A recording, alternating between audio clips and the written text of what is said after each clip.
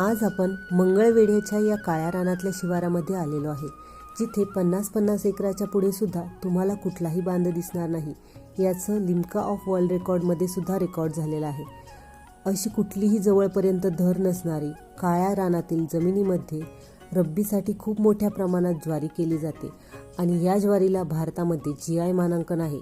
म्हणजेच मंगळवेढ्याच्या प्रत्येक जमिनीमध्ये सगळ्यात जास्त पद्धतीने मूलद्रव्य असणारी ज्वारी म्हणून हिचा नामोल्लेख आढळतो. अशी ही मंगळवेढ्याच्या शेतकऱ्यांची ज्वारी आज संकटात सापडली आहे.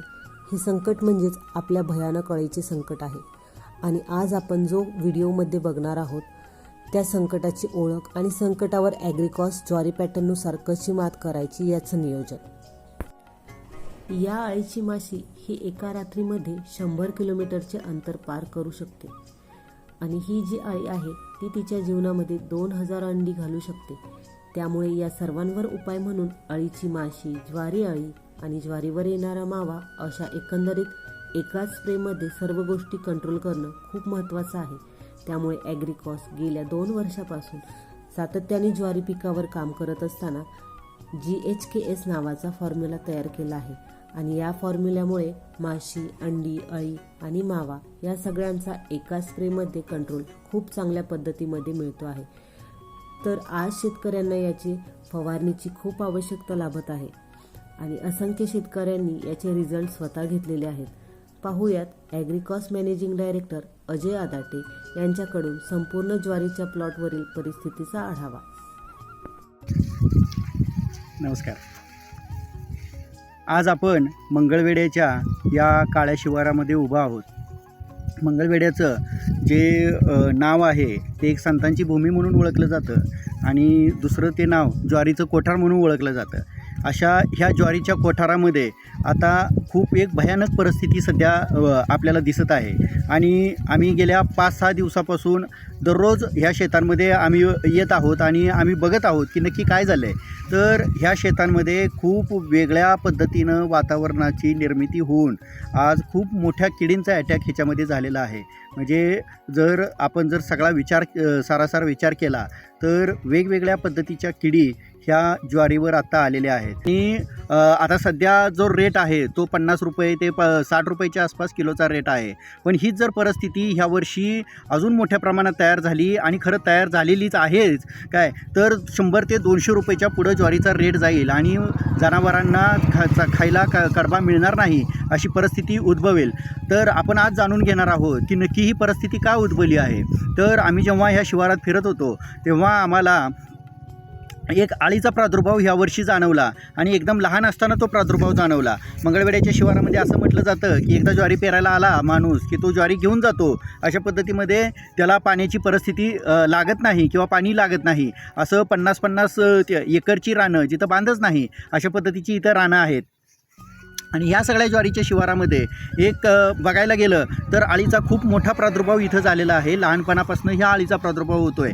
मग हा अळीचा प्रादुर्भाव झाला कसा तर ह्याच्या पाठीमागचं खूप मोठं कारण आहे. कारण 2017 साली मक्यावर कर्नाटकमध्ये आपल्याकडं स्पेडोप्टेरा फ्रुगिफर्डा नावाची अळींनी प्रादुर्भाव केला होता आणि त्याच्यानंतर माळशिरसमध्ये आपल्या सोलापूर जिल्ह्यामध्ये माळशिरसमध्ये हा मक्याचा प्रादुर्भाव आपल्याला 2018 ते 19च्या दरम्यान सापडला. त्याच्यानंतर ही अळी पूर्णपणे मक्यावर कंटिन्यू करत होती आणि मक्यावर तिची खाण्याची प्रक्रिया चालू असताना तिचा जीवनक्रम चालू असताना ह्या वर्षी पावसाचं प्रमाण खूप कमी झालं आणि तुम्हाला सगळ्याला माहीत असेल की कुठलीही जी अळी आहे त्या अळीची माशी तयार होते. माशीनंतर ती माशी अंडी घालते. अंडी घातल्यानंतर तिची अळी तयार होते आणि ती कोश तयार होतो. असं तिचं जीवनचक्र असतं.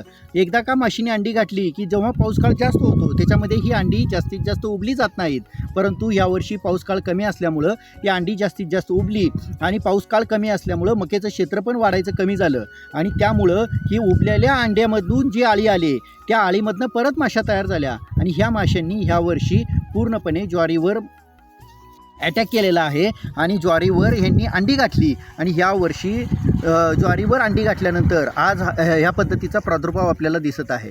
दुसरी गोष्ट की नुसता प्रादुर्भाव नाही तर पूर्णपणे तुम्ही जसं बघताय की पूर्णपणे आळीने ही पूर्ण खाऊन घेतलेला आहे आणि खाऊन घेतल्यानंतर ह्याचा कडबा तयार होईल का नाही किंवा ही ज्वारी मला खायला येईल का नाही अशा पद्धतीची परिस्थिती आज मंगळवेढ्यामध्ये तयार झालेली आहे.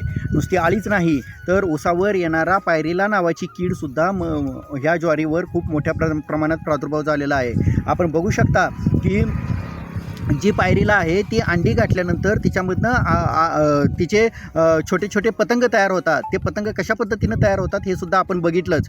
दुसरी गोष्ट की बाबा आळी पायरीला आणि तिसरा जो आहे तो चिकटा किंवा मावा ह्याच्या पद्धतीचा प्रादुर्भावसुद्धा ज्वारीवर झालेला आहे. आणि ह्या सगळ्याचं जर तुम्हाला नियोजन करायचं म्हटलं तर ॲग्रिकॉस गेल्या 2 वर्षापासून ज्वारीवर काम करते, मकेवर गेल्या 5-6 वर्षापासून काम करते.